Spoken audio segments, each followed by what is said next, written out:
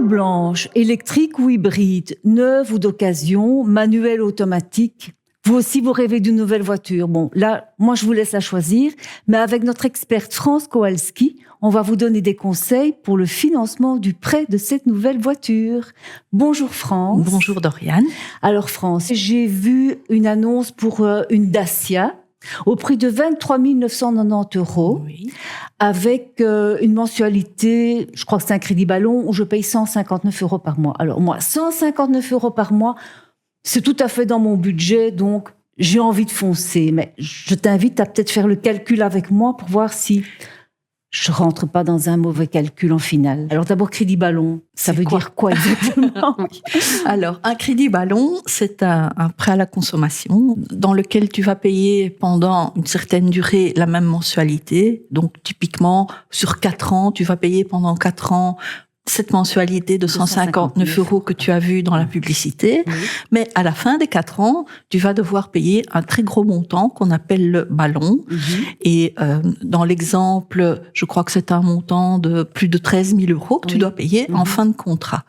Donc, les 13 000 € à la fin du contrat, tu dois les avoir. Je dois les avoir. Bah, écoute, alors avec l'exemple, on va peut-être faire le calcul, si tu veux bien. Très bien. Donc, Oui. alors, qu'est-ce que je dois faire, France? Alors, d'abord, il faut déduire l'acompte. Déduire l'acompte, c'est-à-dire que tu dois payer un acompte. Oui, Et oui, dans oui. l'exemple, c'est un acompte de 6 210 €. Ok.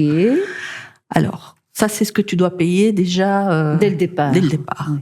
Puis, tu as 47 mensualités. Oui. Alors, pourquoi 47 et pas 48? Parce que la 48e mensualité, c'est le ballon. C'est le ballon. Oui. Donc, pendant 47 mois, tu vas payer 159 €. Ok.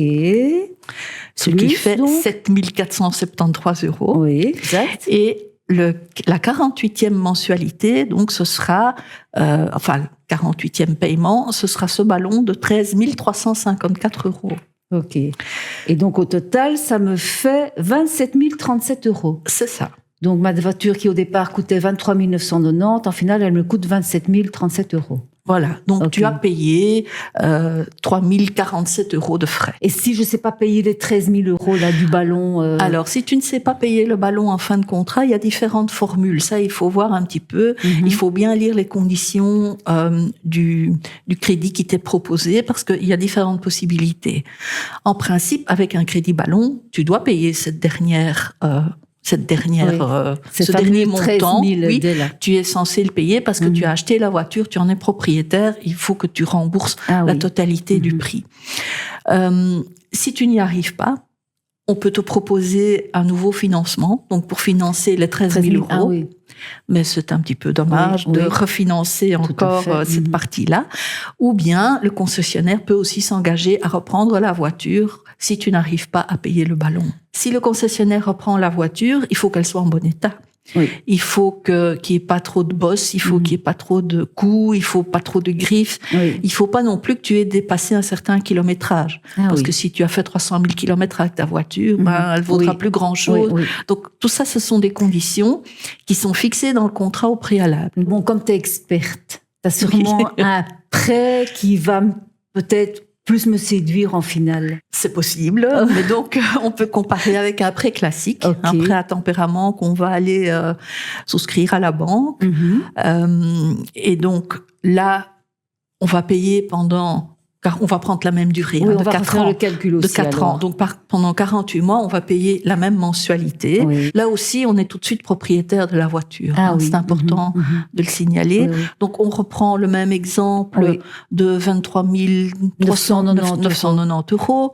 On paye aussi un acompte de 6 210 €. Ok. Et là, on va payer 48 mensualités de 396,67 €. C'est très précis. Oui. Et ça nous fait 19 040 €.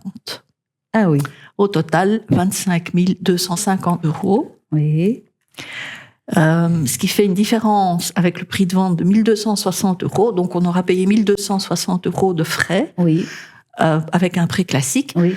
ce qui est quand même à peu près 1 800 € de moins qu'avec un crédit ballon. Oui. Donc, ça vaut quand même la peine de réfléchir à Ça ce vaut la type peine de prêt. réfléchir. Bon. Il faut avoir savoir payer ses mensualités qui sont un peu plus élevées que sur mon crédit ballon. Quoi. C'est un peu le problème. Alors, avec le crédit ballon, on paye que 159 € par mois. Par mois. Avec un prêt classique, c'est pratiquement 400 € par mois. Oui. Donc, il faut voir. Si on peut pas payer les 400 €, on peut réfléchir à un crédit ballon. Mais alors, il faut aussi bien se rendre compte qu'en fin de contrat, on aura ce fameux ballon à payer. Et ça, je crois que sur notre calculateur, on peut faire ce type de calcul. Alors, on a un calculateur pour les prêts classiques. Ah, ok. Donc là, on peut trouver toutes les informations, les meilleurs taux des prêts classiques pour les voitures neuves, pour les voitures d'occasion, pour les voitures écologiques ou les voitures à essence ordinaire.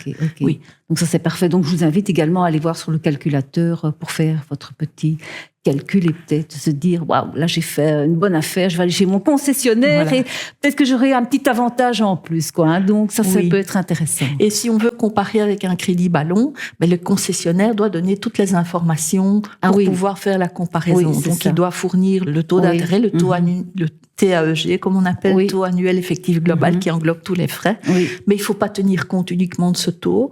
Il faut vraiment faire le calcul de toutes les mensualités, plus la compte, plus le ballon. Et alors, on a une idée du coût total. Mais alors, il y a aussi un crédit leasing et un crédit bail. Alors, c'est quoi ces histoires? Alors, le crédit bail, c'est aussi une forme de crédit à la consommation. C'est défini dans la loi.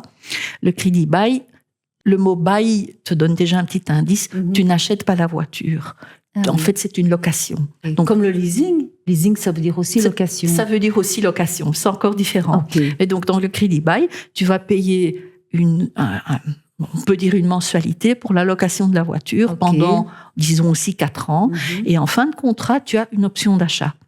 Donc, soit tu achètes la voiture et le montant de cette option est défini dès le début du contrat. Donc, tu sais au début du contrat combien tu devras payer en fin de contrat pour acheter la voiture. Donc, c'est une option. Donc, tu peux l'acheter ou ne pas l'acheter. Tu peux la rendre. Et là aussi, c'est comme pour le crédit ballon. Si tu veux la rendre, il faut qu'elle soit en bon état. Il faut pas trop de bosses, pas trop de coups, pas trop de griffes et pas trop de kilomètres non plus. Donc, ça, c'est un peu la même chose. Est-ce que tu roules avec ta voiture quand même? On peut fixer un nombre de kilomètres. Hein. Quand je dis pas trop, tout est relatif avec le kilométrage. Alors, la différence avec le leasing, le leasing, c'est un peu la même chose en réalité. Tu loues la voiture, mais en fin de location, tu n'as pas d'option d'achat. Dans le leasing pour les particuliers, ne pas confondre avec le leasing pour les professionnels, où là, il y a une option d'achat. Mais dans le leasing pour les particuliers, il n'y a pas d'option d'achat. Donc, de toute façon, tu ne pourras pas acheter la voiture. Tu la loues. Mais dans le prix de location, tu n'as pas seulement la location de la voiture, tu as aussi l'assurance, les entretiens. Ça, c'est compris dans le prix. Donc, le prix du leasing sera différent du prix d'un crédit bail, mais tout est compris. Tout. Les assurances et les entretiens. Pour le leasing, il faut bien se renseigner parce que, encore une fois, en fin de contrat, si on dépasse le nombre de kilométrages prévus, il faut payer quelque chose. Si on veut mettre fin au contrat avant terme, il y a des indemnités à payer. Donc, il faut bien comparer les conditions de contrat. Et ça vaut pour le prêt classique, pour le crédit ballon, pour le crédit bail, pour le leasing. Pour tout, quoi. Pour tout. Donc, ne vous laissez pas tenter ou impressionner uniquement par la mensualité de 159 ou 149 € par mois, parce qu'il y a beaucoup d'autres choses à examiner autour. Mais France, si mon compte épargne est assez fourni, que je sais payer cette voiture cash. Mais c'est une bonne idée, parce que vu que les comptes d'épargne ne rapportent pas grand-chose et que pour une voiture, on va quand même payer au mieux 3,45% d'intérêt, il vaut mieux, si on a l'argent pour payer cash, il vaut mieux payer cash. Si on n'a pas la totalité de la somme, on peut aussi envisager de payer une partie en cash et de financer le reste. Écoute, France, je te remercie pour toutes ces clés que tu m'as données pour le prochain financement de ma peut-être future voiture. Qui sait? Donc, je vous invite aussi, bien sûr, à consulter notre calculateur, à mettre un commentaire ou une question si vous en avez. Et on se retrouve prochainement, peut-être avec toi, France, pour un autre talk ou un autre expert. Et au revoir, Doriane. Salut, France.